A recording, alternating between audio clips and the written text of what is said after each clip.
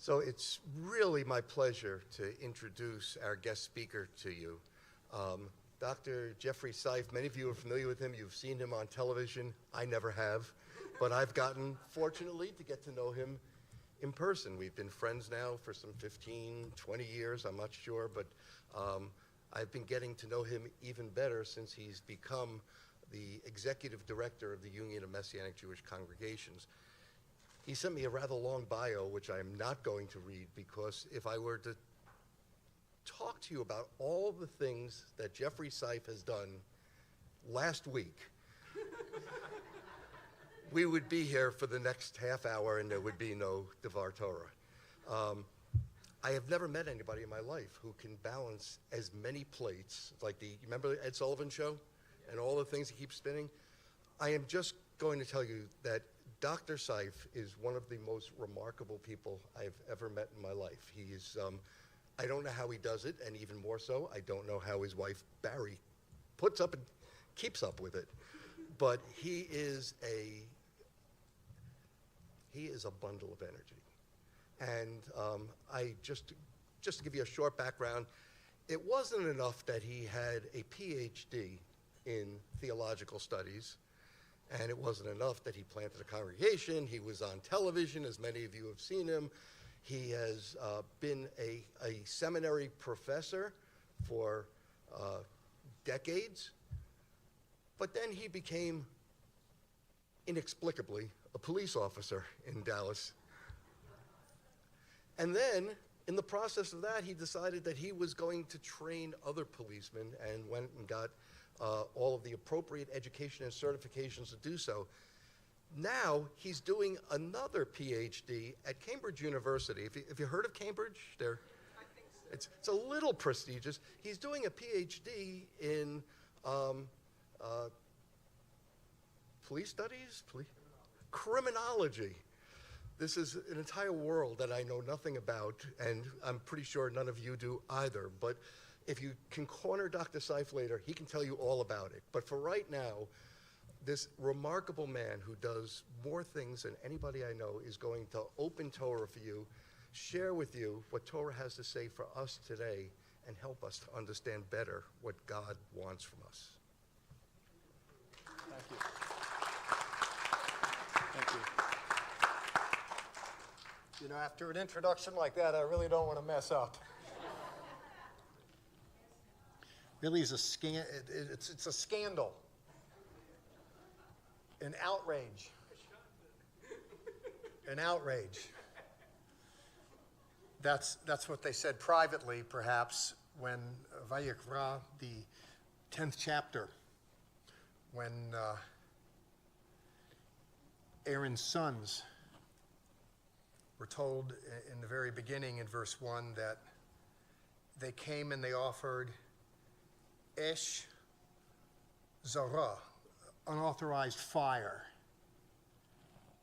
and they were slain because we're told the Lord had not commanded them to do it. Really is a thrill to be here, a tad bit intimidating with so many rabbis here and with the former executive director of the Union of Messianic Jewish Congregations to my right. I won't look over that far, but I happen to know she's there. I'm standing in the presence of great people, them and you, to be sure. It's a scandal. That's what they said, and rightly so here in the 10th chapter, when these boys did something that was inappropriate. Who in the world do they think they are? It was a flagrant disavowal of the instructions. The instructions were given beforehand.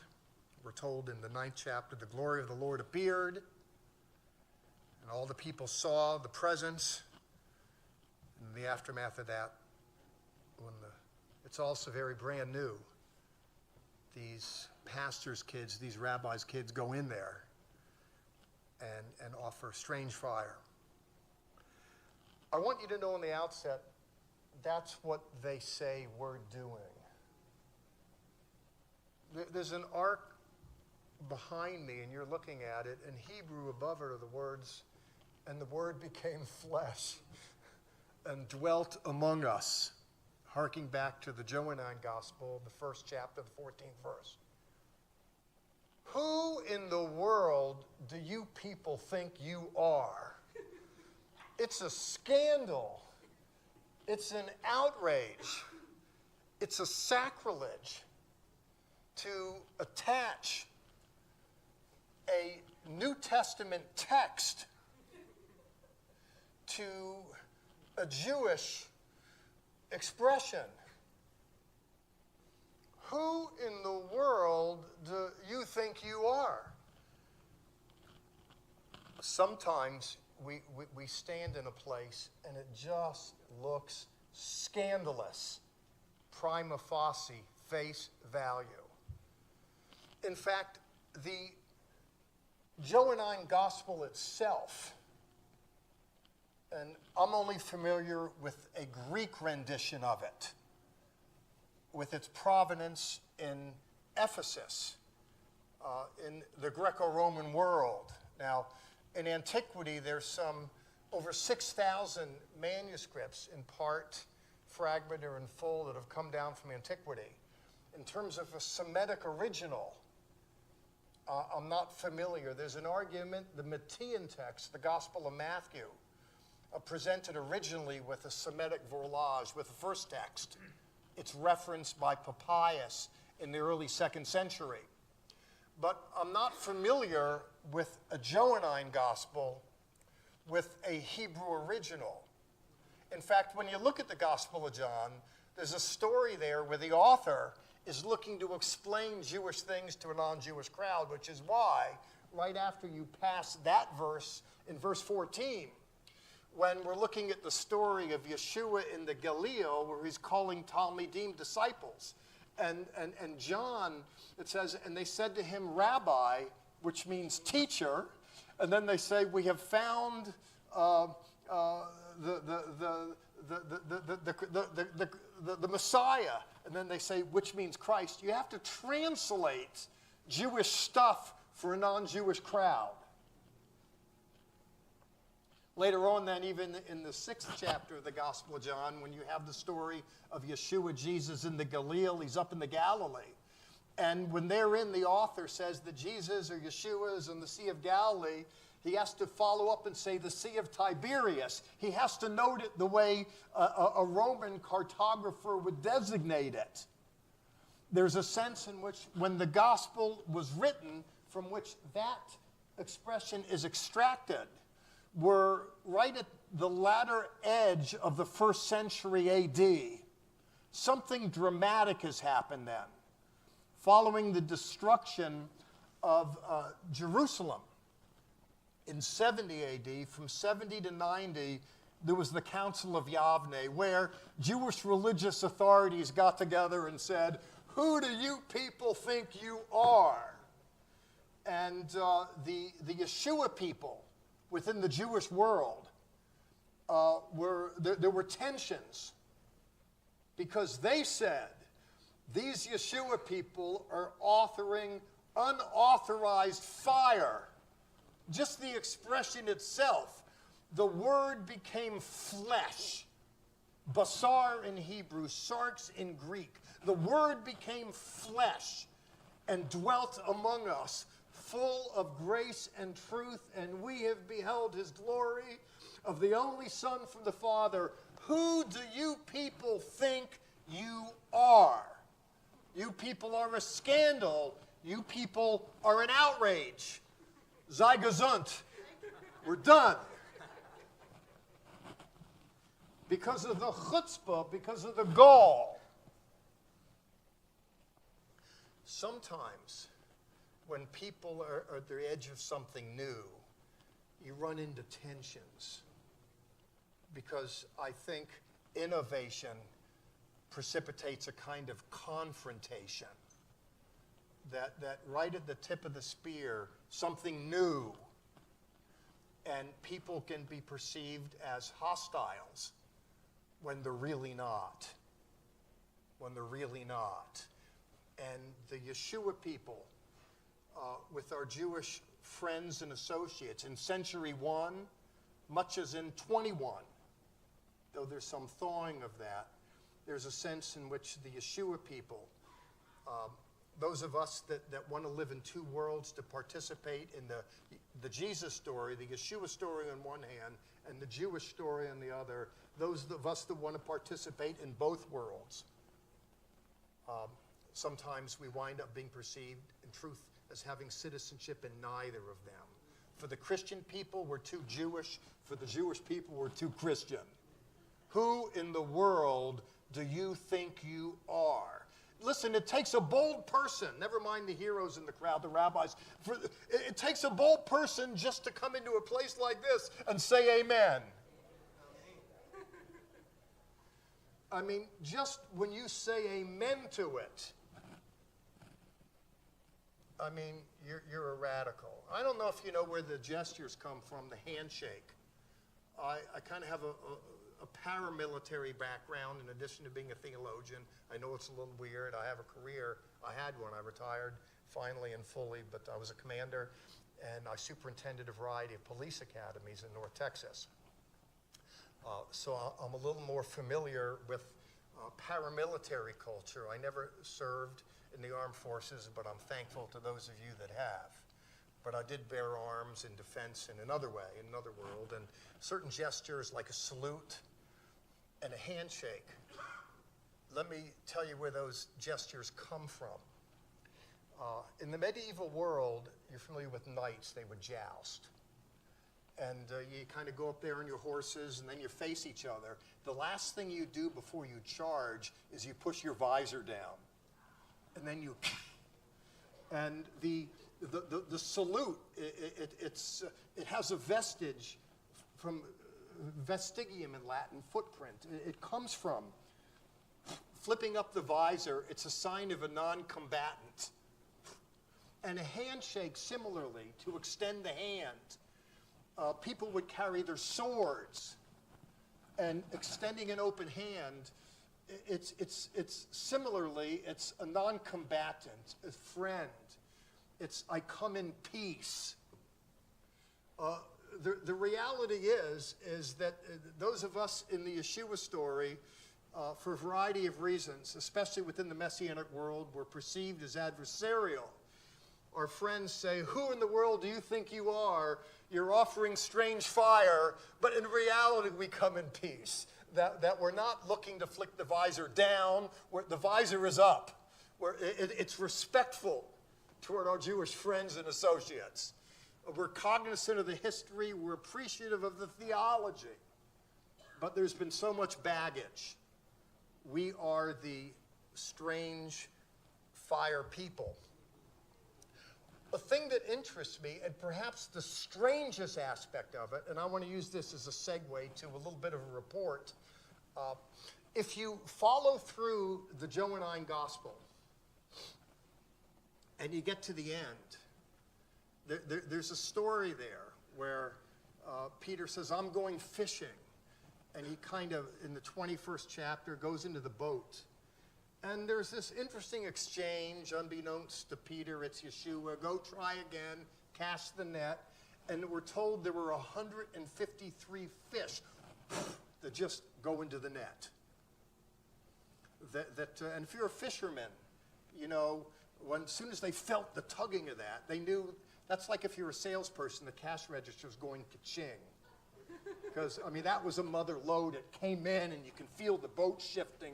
It was like a miracle. It was just really completely unexpected. 153 fish. I had wondered on occasion why 153.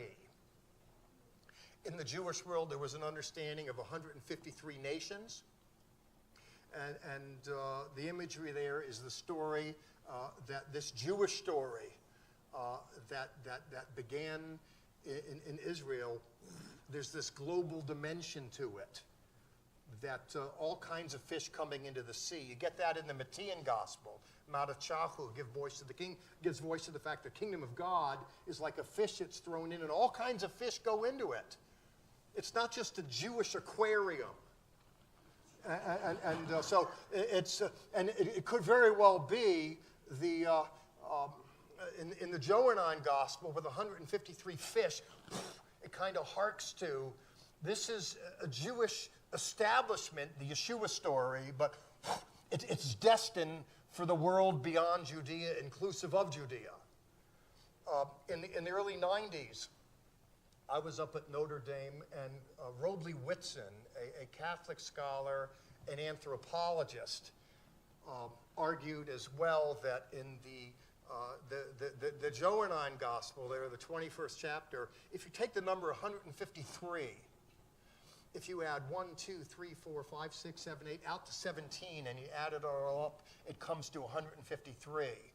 And the argument is, if you take the symbol of infinity, where it's a kind of 8 that's resting sideways, infinity, that the 153 is an archaic way of saying endless.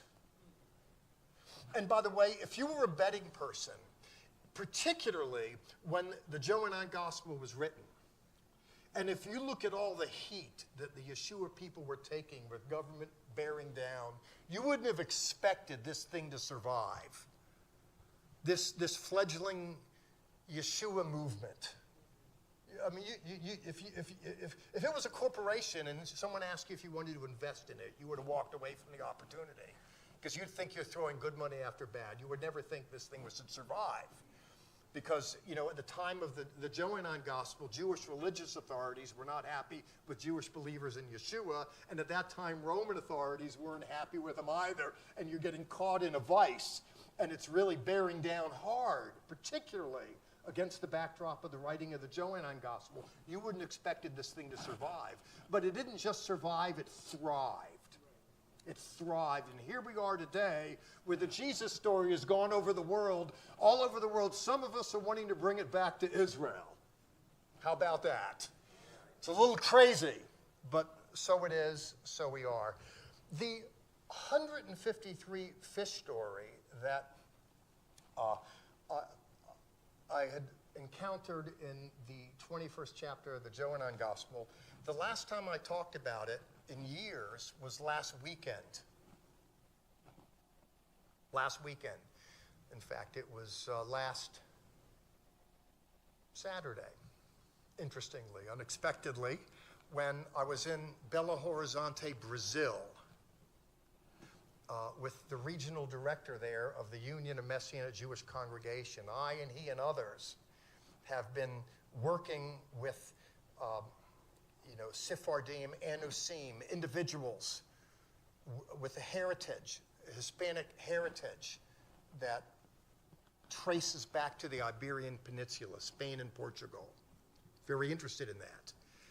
And so in Brazil, our UMJC congregation there, aside from the congregation itself, which is about 500-600 strong on a given any day weekend, they built a museum aside from the property where the congregation is, a museum on the Inquisition, because they wanted to explore and to show what happened there with the reconquest of the Iberian Peninsula under Isabella and Ferdinand, and what became of the Sephardim. Now, they didn't all go to Central America and South America, went into Europe and North Africa, and then east, the more so toward Iraq and Iran, and places in the Arabian Peninsula. People fled, but some came to the New World.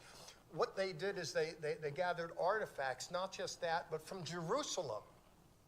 They gathered a database of names from the Inquisition. Now, in Portugal and Spain today, if someone can prove that they are descended from displaced persons from the Iberian Peninsula, if you can prove it, then you can get automatic citizenship in Spain or Portugal. The UMJC work there in Belo Horizonte, Brazil, has helped approximately 1,400 people get citizenship. One of whom was a guy who, a Brazilian fellow who kind of recovered his Jewish roots, was able to prove his Jewish heritage. So he got citizenship. But interestingly, he wound up getting elected to be a federal senator in Brazil. Now, right after getting elected, he built a coalition together of 153 people that want to stand with Israel amidst the turbulence of trying times. And a few weeks ago, actually in December, he, with members of the coalition, went to Israel, and Bibi Netanyahu met with him and the coalition. And he explained to Benjamin Netanyahu and others how, though Brazil has increasingly turned anti-Judaic, he and others are looking to turn it back. That was much appreciated. And speaking of turning it back recently, 800,000 people in Brazil went there and marched on behalf of standing with the people of Israel. I think that's great.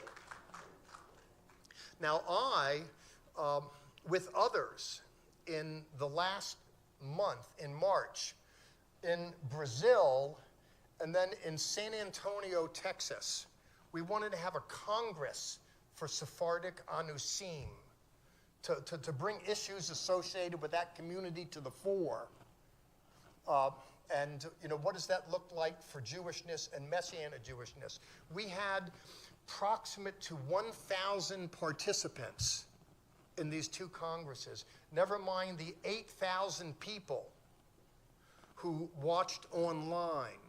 Never mind the hundreds that signed a petition noting that we realize there's issues associated with being halakhic Jewish. We've been disconnected. There were Sephardic communities that they left the peninsula, but they lived as Jews in Holland, in Iraq, in Yemen and elsewhere. But here's a community that just got disconnected and was pushed underground into Catholicism and bubbled up in Pentecostalism. So there's legitimate questions about what does return look like. But individuals that wanted to begin the conversation, individuals that have some interest in the subject for a variety of reasons. I was struck by that. And we had 35 congregation leaders sign wanting to be recognized by the Union of Messianic Jewish Congregations, which we're not going with that list. 10 of them have been vetted so far. And these 10 are interested in petitioning the union for recognition. In addition to which, beyond that, when we go to convention this summer, we have 10 communities that in Italy, the Jews in Italy, in France, there's still some Jews in France, in Belgium, that we have a variety of communities that are of the Ashkenazi ilk, that have filled out paperwork, that are looking to be part of the Union of Messianic Jewish Congregations. These 10 that I've just noted from Europe, and most of them are from North America, Canada, and in the America, just here. Most of those are applying for full and associate members. But within the Union of Messianic Jewish Congregations, through what's referred to as Fellowship of Messianic Believers, there's a mechanism for communities that are not beckoning to be perceived as Jewish in a classical sense, but just as a community that's sympathetic. And so the motion that's going to be on the floor, Lord willing, at the Union this summer, among other things, is about formally recognizing an affiliate status. We have a full member status in the Union. We have an associate member. We have this Union of Messianic Believers, which we're going to call affiliate status, to be recognized at that. So individuals, communities can land there, and then the conversation can begin about conversion and transition in some other way. Listen, when that's brought to the floor, and they're already talking, Seif, who do you think you are? You're offering strange fire. I don't know what your plans are this summer. I don't know who's going to make the delegates madder, me or your rabbi here. I don't know who's going to stir it up worse. A certain rabbi, I don't want to mention any name, Josh Brumbach, has the audacity to want to commend, just maybe this podium ought to be open up to, half the human race. Individuals called females. Who do you think you are? Sparks are going to fly. I got news for you. Innovation causes confrontation. People are saying of him, behind his back, who do you think you are? You're just messing this up, offering this strange, burn him at the stake. People are saying to me behind my back, and they say it behind my back. They know I'm police, carry a gun. They don't know what I'll do. They don't know what I'll do. They don't tell me to my face. Who do you think you are?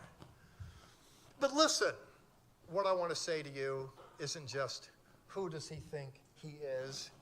Who do I think I is? Who do you think you is? Any of us that in a Jewish world subscribe to this. We're all strange fire people. Strange fire people. I don't know about you, but I think the world belongs to those that take a chance. I told my boys, that what I wanted to do was come up with a family crest. And I got a lot of English. I'm back and forth to England all the time. Those people there have family crests on shields and everything. They just do. They do. Lots of crests. And I told my boys, look, I want to have a family crest. And I'll tell you what I want to put on it. They said, a lion. No. I says, I got another creature that I want to put on the shield. My boys. What's that, Dad? A turtle. And my boys, Dad, that is just so stupid. I've raised boys, that's all, no girls. I was with Paul Saul yesterday. I felt like I was drowning in a sea of estrogen. Just telling you the truth. I mean, the way, as a dad, the way I talk to my kids, my boys, every other day I threaten to sell them into slavery, to trade them in for girls, to take them out back and shoot them. The way we talk. The way we talk, it's a little different. A little different. That's why they turned out so confused. I don't know. But so I said, look, here's what I want to have a family crest and a turtle. And my sons, Dad, that is so stupid. Why a turtle? I'll tell you why, kids, because every turtle knows you can't get anywhere in life unless you're willing to stick your neck out. That's why. That's why. We just call it chutzpah. The Messianic Jewish movement needs to find its way into the future. We need to find a way to press into the future. And it can be tense, it can be difficult, the future can be very confusing. I've learned that a couple times a year as a college professor. Every time I teach a course, I begin by giving them a syllabus. And it's confusing, it's a panic attack. I mean, when I got the syllabus at Cambridge, just the reading list, I wanted to go to see a psychiatrist. I felt like just going and curling up in a ball somewhere. When you look at the syllabus and you explain where we're going,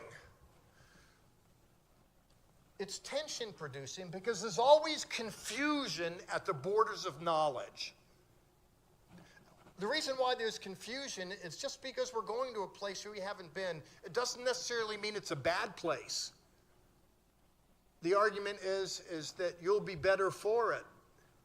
That's what you signed up for anyway. At the end of the day, the Union of Messianic Jewish Congregations, it's not my job to tell us where we're going or who we're going with. But when they asked me to be the executive director of the Union of Messianic Jewish Congregations, they brought some in the mix that was different than the norm for the Union of Messianic Jewish Congregations. I never thought I would be asked to be the executive director because I thought it was way too different. And when the delegates were voting for the executive director of the union, I was out with my wife, Barry, and I said, listen, all you need is a simple majority to win this, so 51% will do it. But if those delegates give me a 51 to 49 vote, the first thing I'm going to do as the executive director is to quit because I don't want to split anything. I've gone through 68 years of living so far without messing people up too much. I don't want to start now. I was shocked when 92% of the delegates voted for me, but then I thought it would never last. Someone asked me with the delegates, they says, why should we vote for you? Because you haven't been really part of the political system, the body politic and all the committees. Jeffrey, we know you, we love you, you've been a member, but you're kind of an outsider. And it's a reasonable question. I didn't try and make him feel bad for raising the question because it would be on people's minds sometimes. I know in police culture, if you'll permit me kind of falling back on that, you can have a police department, and when the chief slot vacates, they don't necessarily take an assistant chief and elevate her or him. They bring someone from outside in.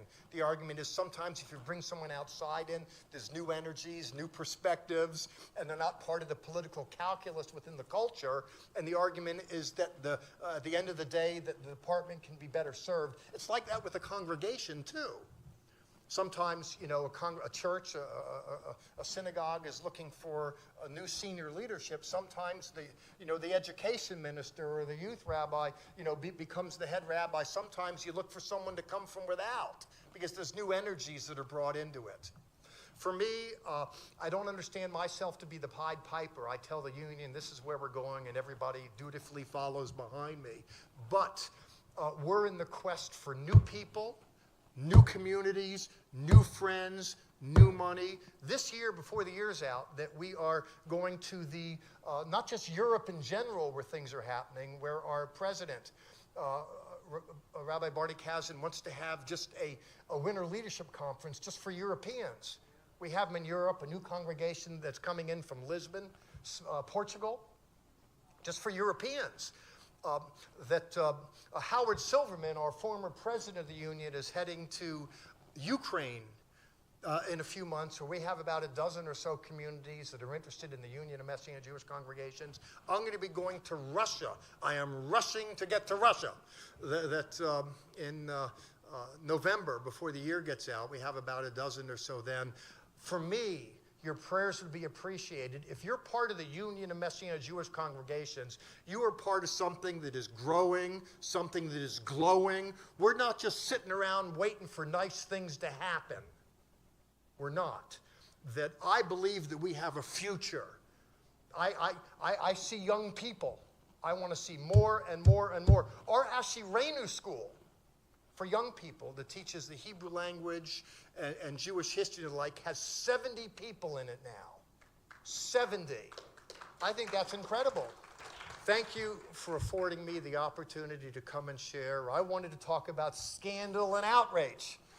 In the case of Leviticus chapter 10, those boys had it coming. Sometimes it's hard to say. I'll close with an illustration. 2 German shepherds were running through a field. One was rabid, and the other was a police dog. It was a hot summer day. They were running. They ran through a field. They were sweating. They were huffing and puffing. They were salivating. They crossed they went through a little brook together. They came up dripping wet. How can you tell the difference between a German Shepherd with rabies and a trained police dog at that very moment, at that snapshot? Do you understand the question? The answer is you can't. Sometimes it can look like strange fire that's being offered up. Sometimes it is. Sometimes it isn't. You want to come to conference this summer. You want to pray for your delegates. You want to pray for the Union of Messianic Jewish Congregations. There's new ideas. There's new things happening. Individual women and men that are respectfully looking to stand on the shoulders of the generation beforehand, appreciative of all that went beforehand, but think that the future isn't going to look exactly like the past. The past will be recognizable in it, but there's a new world, and the work isn't done, and we have to continue reaching for it. Thank you for staying with the community here. Thank you for supporting Rabbi Brumbach. Thank you for supporting my good friend Paul Saul, and thank you for giving me a hearing this morning. May the Lord bless the ministry of the word. God bless you.